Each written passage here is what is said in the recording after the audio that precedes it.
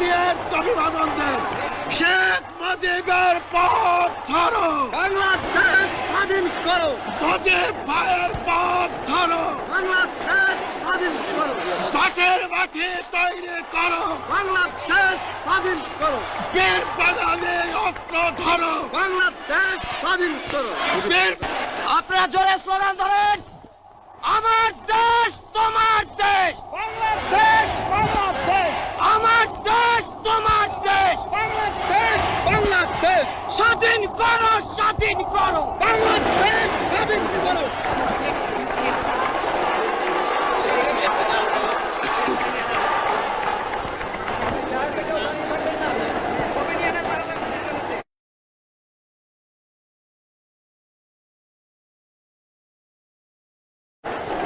ভাইয়েরা আমার, আজ দুঃখ ভারাক্রান্ত মন নিয়ে আপনাদের সামনে হাজির হয়েছি।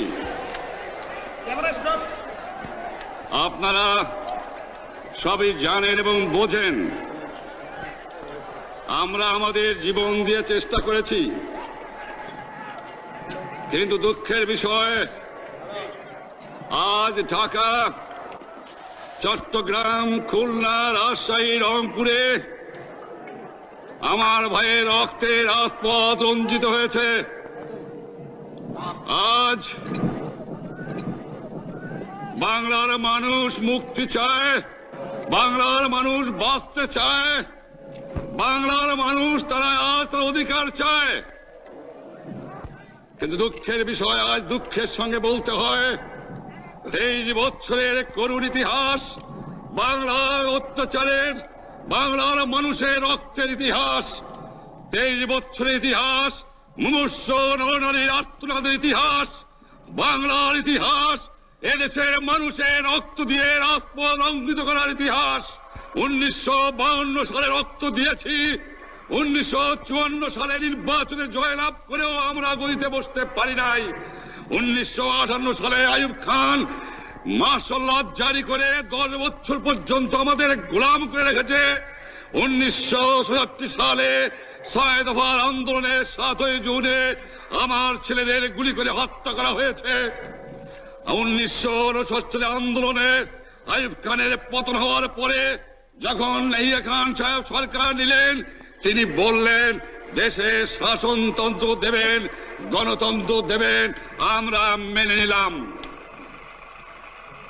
তারপরে অনেক ইতিহাস হয়ে গেল, নির্বাচন হলো। আপনারা জানেন দোষ কি আমাদের?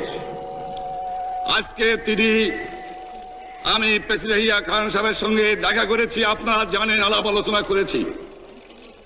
আমি শুধু বাংলার নয়, পাকিস্তানের মেজরিটি পার্টির নেতা হিসাবে তাকে অনুরোধ করলাম 15 ফেব্রুয়ারি তারিখে আপনি জাতীয় পরিষদের অধিবেশন দেন। তিনি আমার কথা রাখলেন না, তিনি রাখলেন ভুট্টো সাহেবের কথা। তিনি বললেন প্রথম সপ্তাহে মাসে হবে, তিনি মানে নিলেন। আমরা বললাম ঠিক আছে, আমরা অ্যাসেম্বলিতে বসবো, আমরা আলোচনা করব। আমি বললাম বক্তৃতার মধ্যে, অ্যাসেম্বলির মধ্যে আলোচনা করব। এমনকি আমি এ পর্যন্ত বললাম যদি কেউ ন্যায্য কথা বলে, আমরা সংখ্যায় বেশি হলেও একজন যদিও সে হয়, তার ন্যায্য কথা আমরা মেনে নেব। আসুন বসি, আমরা আলাপ করে শাসনতন্ত্র তৈরি করি।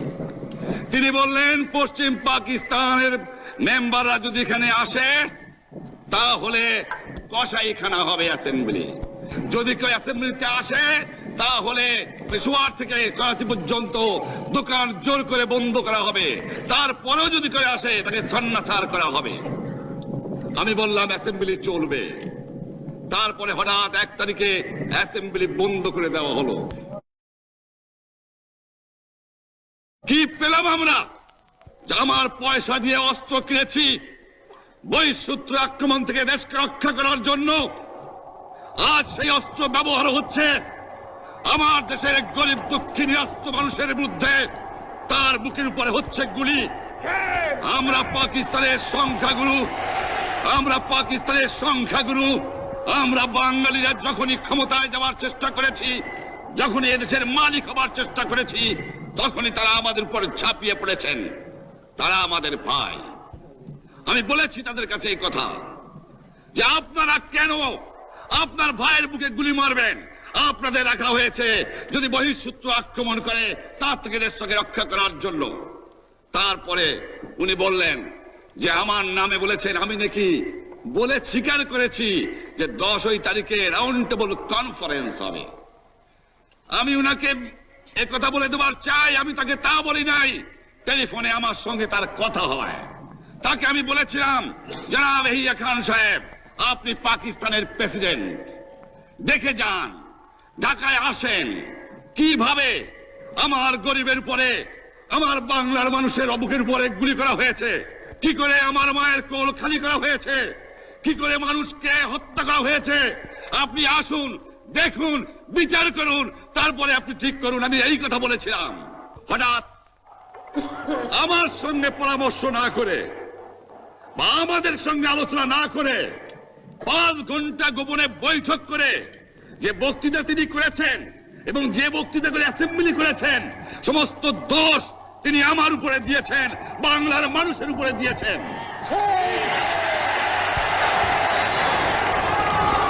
আমি পরিষ্কার মিটিংয়ে বলেছি যে এবারের সংগ্রাম আমার মুক্তির সংগ্রাম, এবারের সংগ্রাম স্বাধীনতার সংগ্রাম।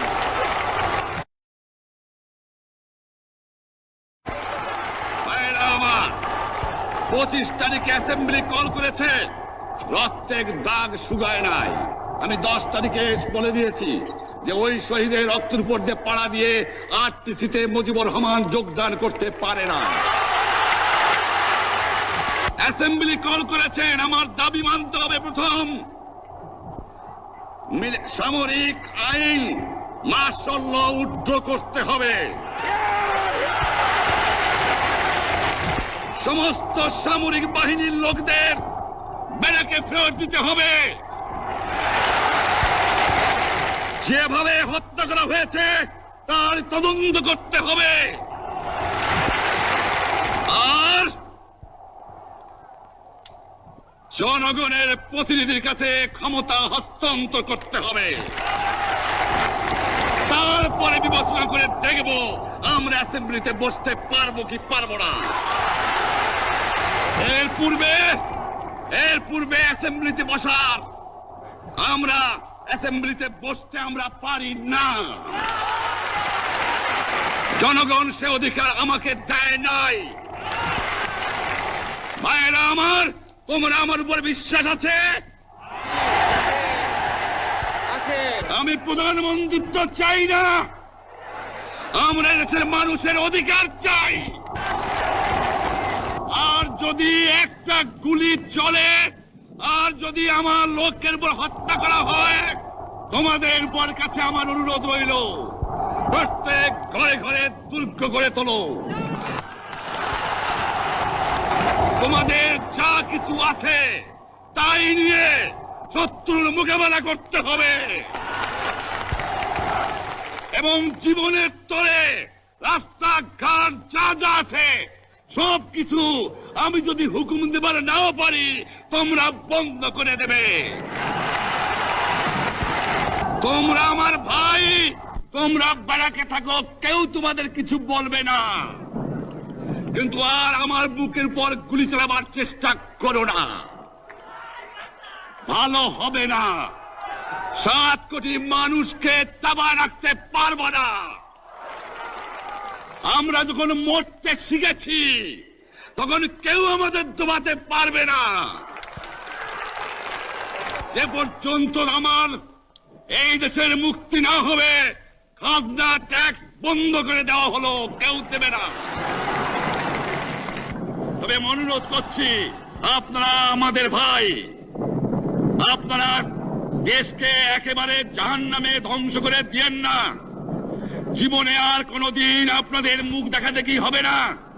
যদিও আমরা শান্তিপূর্ণভাবে আমাদের ফয়সালা করতে পারি, তাহলে অন্তপক্ষে ভাই ভাই হিসেবে বাস করার সম্ভাবনা আছে। সেই জন্য আপনাদের অনুরোধ করছি, আমার এই দেশে আপনারা মিলিটারি শাসন চালাবার চেষ্টা আর করবেন না। দ্বিতীয় কথা, প্রত্যেক গ্রামে, প্রত্যেক মহল্লায়, প্রত্যেক ইউনিয়নে, প্রত্যেক সাব ডিভিশনে আওয়ামী লীগের নেতৃত্বে সংগ্রাম পরিষদ গড়ে তোলো এবং তোমাদের যা কিছু আছে তাই নিয়ে প্রস্তুত থাকো। মনে রাখবা, রক্ত যখন দিয়েছি, রক্ত আরো দেব, এই দেশের মানুষকে মুক্ত করে ছাড়বো ইনশাআল্লাহ। এবারে সংগ্রাম আমাদের মুক্তির সংগ্রাম, এবারে সংগ্রাম স্বাধীনতার সংগ্রাম। আপনারা আমার উপরে বিশ্বাস নিশ্চয়ই রাখেন। জীবনে আমার রক্তের বিনিময়েও আপনাদের সঙ্গে বেঈমানি করি নাই। প্রধানমন্ত্রিত্ব দিয়ে আমাকে নিতে পারে নাই, ফাঁসি কাস্টে আসামি দিয়ে আমাকে নিতে পারে নাই। যে রক্ত দিয়ে আপনারা আমাকে একদিন জেলের থেকে বার করে নিয়ে এসেছিলেন, এই রেসকোর্স ময়দানে আমি বলেছিলাম আমার রক্ত দিয়ে আমি রক্তের ঋণ শোধ করবো, মনে আছে?